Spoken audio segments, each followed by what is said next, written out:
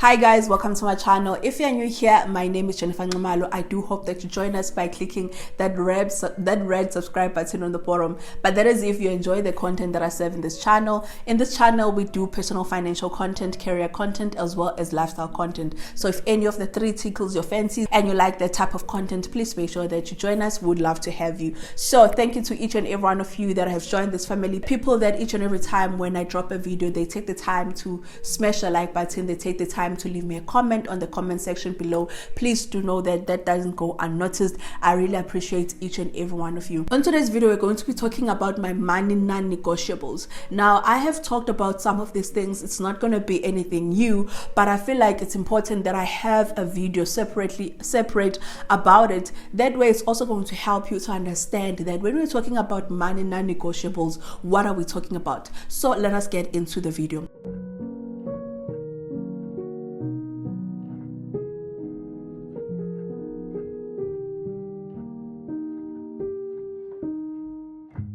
Before we get into the points of my non-negotiables, I think it's important that you understand what are money non-negotiables. Basically, look at it this way. Whenever you are trying to sell something or whenever you have tried to buy something and you have seen saying price negotiable, that means that you do have the time to negotiate terms or the price for a lower price or for a higher price. That is what is, you know, when someone says it's negotiable. But when someone says it is non-negotiable, that means that what I've said here, it is final. There is no way that you're going to sway my decision. There is no way that you're going to change my decision, because what I've said here, it is final. So I'm sure you've seen that if you have tried to buy something on Facebook Market, or you've tried to buy a house and the seller is like, I'm not willing to negotiate. Those are non-negotiables. So it is important to have your money non-negotiables, because those are things that are going to help you to work towards your goals and eventually help you to, you know, improve your financial life. And I made a video about this not so long ago, talking about how to take control of your finances as well as improve your life. And I did touch briefly about non-negotiables, but it's very important that you actually understand what are your non-negotiables and then set them in place so that each and every month you work towards these things. Come rain or sunshine, these things are going to be constant. Whether you get paid more this month or less in the next month, these are things that are always going to be there. These are things that you're going to be doing each and every month. So you can actually even say that you are going to be religious when it comes to these things, you know. So what are the things that I'm talking about? The first one of my non-negotiables is sitting down each and every month and setting a budget. You guys see this every time I do my monthly reset. And even before I started creating YouTube videos here, but before I even started creating financial content or even had a YouTube channel, I was always a person that sat down and did a budget. Even when I was still working as a cashier, back when I was a student, I would sit down and plan for that 800 rands that I got paid each and every month. And that is because for me, it is very important to understand where is my money going. The former boss of my mom, which was their former principal, he used to tell them that when it comes to his finances, what he does is he gives each and every cent of his money a name. So he sits down and say, I'm giving you this name. Wena uzoba uThabo, wena uzoba uPhilip, wena uzoba uZonke, wena uzoba uThandi. He will give each and every cent of his money a name. That action is called budgeting. It's basically saying, I'm going to tell you, Uguti wena, who are you? Who are you? Who are you for? Who are you supposed to go to? That is the whole action of setting a budget. And when you start looking at it like that, it starts becoming interesting. So for me, I set a budget and I set an intention when it comes to where my money is supposed to go. And so I give each and every part of my money a name. That way, it's very clear that each and every month, where is this money supposed to go? And so for me, that is a non-negotiable. So if you do not have that as a non-negotiable, maybe it's time for you to have it as a non-negotiable, because it's going to help you to understand where is your money going. So if I said that when I said your name is Uthabo, and Thabo, you are supposed to go and do this. You're supposed to go and pay for my rates and levies. And it happens that at the end of the month, I realized that, hi man, Thabo didn't actually pay for my rates and levies. Then it's very easy. It becomes a question of, Thabo, Ganti, then where did you go? What did you do? When it comes to the objective that I gave you, Thabo, Did you fulfill it or not? If you didn't, what happened with the money? So when you set a budget, it becomes easier for you to understand where your money went. And if it didn't go to where you said it must go, it becomes easier also to understand where did that money go, to be accountable for your money. So that is the whole for me, that is my first non-negotiable. Second non-negotiable is having a payday routine. Now, this is something that I recently, implemented last year when it comes to my finances. And the payday routine, guys, it's not something that was invented out of the clouds and it's something that is just, has never been there. I'm sure that many of you guys do some of these things. It's just that you don't call it a payday routine. Same thing with me as well. Me setting a budget, and then every time when I get paid, sitting down and making sure that the monies, Tabo, no Philip, no Banbani, they go to the right places. That is a payday routine. And so for me, it was important to understand that each and every time when I get paid, I have a payday routine. When I get paid, what are the things that I need to make sure that they are done? So I need to make sure that monies are moved to this account. I need to make sure that I pay my future self. I need to make sure that I pay for my fixed expenses as well as my variable expenses. I need to make sure that each and every time as those things are being paid for, that I note them down. And also, how much did I pay? Maybe is it more this month or is it less? That way I know that as we go into the next month, it informs my future budget. And so for me, that is a payday routine, and it is a non-negotiable.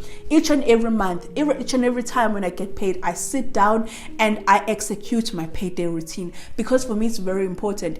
If I didn't have a payday routine and I didn't do these things religiously, I would get paid and I would just sit with the money, because I didn't have a structure and a direction of what I need to do. What are the most important things that I need to tick off in order for me to make sure that I'm always on top of my things? And so for me, having a payday routine allows me that when I get paid, immediately monies are moved out into my other account so that things can be paid for on time. And so for me, having a payday routine is a non-negotiable. The third thing for me that is a non-negotiable right now is avoiding consumer debt. I've had consumer debt. You guys, if you've been in this channel for a long time, you'll know what I'm talking about. But when we're talking about consumer debt, we're not talking about you buying a house or a car, we're not talking about those big things. And you know what? I'm actually going to add a phone in there as well as a non-consumer debt, because right now, cell phones are just so expensive that it makes no sense for you to take 20K of your money and spend on a phone that can be stolen tomorrow. And so it's for me, whenever a purchase becomes so expensive and important, it no longer becomes just a consumer debt. But when I'm talking about consumer debt, is you buying food on credit, is you having a store account on something that you can buy for, like if they say an item is about 3,000 because maybe that's how much you like buy, that's the price that you like to pay when it comes to clothes, because that's your standards. It's a consumer debt if you choose to purchase those things using store accounts. You can literally set a budget each and every month for those things. You can literally say, okay, each and every month I am going to put away 4,000 for just me buying my clothes, for me buying, maybe let's say this month I'm going to buy this item, next month I'm going to buy this item, instead of you having a 5,000 or 6,000 or 7,000 worth of credit allowance in your store account and then having to pay 2,000 each and every month, which still doesn't cover the whole debt. So it doesn't really make financial sense. That is consumer debt. You having a credit card with Woolworths when it's a store account, and then buying food on credit, buying clothes on credit, on things that you can literally set them in a budget or save for them. It's a consumer debt, And so my non-negotiable right now is to avoid those as much as possible. Avoid buying food on credit, avoid buying clothes on credit, avoid having store accounts, avoid having credit cards, especially if there is no need for them. For me, I know I am not good with credit cards, and so I will never condone anyone getting a credit card. But I always say this: if you are disciplined and you have had a credit card before and you have never owed anything on your credit card, then you're good with the credit card. card. But if you have had your credit card and every time you pay into it and every time you pay into it, a few days later you come back and take that money out in order for you to cover some things, that is a sign that you are not good with credit. So leave it to the people that are good with it. Leave it to those people. And so that is what I did. I realized that I was one of those people that was just not good with credit, and so I decided to leave it to the people that feel that they're expecting that, people that are good with that. Because credit cards, they were made for people like me. They were made for people like me who are not good with it, so that we can owe the banks, so that we can then pay the banks. That is the whole point of a credit card. They were not made for someone that is good with credit. They're not made for someone that never owes anything in their credit card, because you're really not benefiting the bank with anything. You're not giving them anything. They're not benefiting from you having their credit card. They were made for people like us, people who are not good with credit, people who are always owing, people who always fall short. They were made for people like us. And so if you understand that a credit card was made for a person like you, it means that you must avoid it and stay as far away from it as much as possible in order for you to avoid having financial stress. So that is what I've done. I packed that route of credit card a long time ago. Not a long time ago. I packed it a while ago, and I'm not going back there. For me, that is a non-negotiable. The first thing that is a non-negotiable for me is setting financial goals, monthly financial goals. Now, if you see my monthly reset, you realize that the first part of them is my goals, and then the second part is my budget. And normally my financial goals take priority because they are just my non-negotiables. I can choose to not have my personal monthly goals. I can choose to not have my career or my career goals. I can choose to not have YouTube goals. But when it comes to my finances, that is a non-negotiable. I need to know what am I working towards in that month. I need to know how much am I saving. I need to know what are the intentions for that month when it comes to my personal finances. That is a non-negotiable. Come rain or sunshine, I am going to have my financial goals. Because if I don't have my financial goals, then I will not have an idea of where am I going. So it is important for me that each and every month I set time to look at what are the things that I'm going to be working on and what intentions am I going to be putting in place when it comes to me working on my finances. So that is one of my non-negotiable. And then the last part of my non-negotiable is paying my future self. This is also known as paying yourself first. Paying yourself first, yes. So for me, I look at it as paying myself first, but for me to fully conceptualize it, that's when I started looking at it as paying my future self, actually honoring my future self. Because here's the thing, life can be good now. I can be content with everything now. I may not have any challenges now. There may not be any emergencies as I'm speaking to you now, but I don't know what tomorrow holds. I don't know what the other day holds. I don't know what next year holds. I don't know what the next 5 years holds. I don't know. So the least I can do is to plan for those things. And how I choose to plan for those things is not having multiple life covers. It's not having multiple, insurances for if anything were to happen to me. I have the most crucial ones, which is 1 or 2 life covers. Currently, I've got 2 because I've got a property. And then I've got funeral cover, which I feel like it's a decent thing that you can have for yourself and your mind, the sanity of your mind, So those are the 2 things that I have when it comes to insurance. So I decided that when it comes to my finances, things that I can actively work on and things that I can actively put in place, I'm going to do that for myself, by myself, so that I can take control, I can be accountable for those things, and I can be hands-on when it comes to planning and actually working towards those things. And so I canceled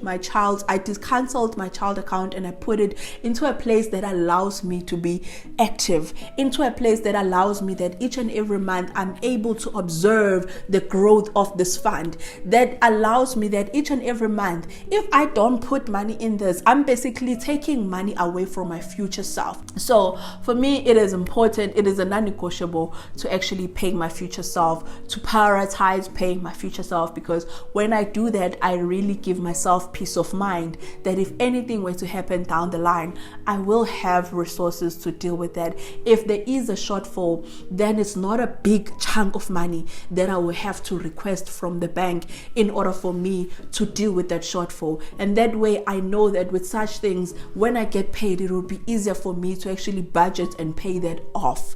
But if I didn't have that, and if I didn't have an emergency fund, if I didn't have these resources and something happened, what will happen is I will need to borrow a lot of money from the banks, which means that each and every month I make monthly payments, and that is where the banks gate us. That is where the banks win from us. That is how they enrich themselves. And so I really had to be intentional about having my non-negotiables, sticking to my non-negotiable, not willing to compromise on my non-negotiables, because they are the reason why I'm able to work on my finances on a month-to-month basis, and they are the reason why I'm able to work towards my goals. And the progress that I've made when it comes to my finances so far is something that is measurable, something that is evident, something that I can pinpoint because of all these non-negotiables that I've put in place to say I am not willing to compromise here. Come rain or sunshine, we are sticking to this thing. With that being said, I hope that you guys enjoyed this video and that you guys are getting an idea of what are non-negotiables, and that you're going to take time to look at your finances and figure out what are the things that you're not willing to negotiate on. That way you can fully work towards achieving your goals. With that being said, I'll see you on the next one. Please take care and stay safe. Bye.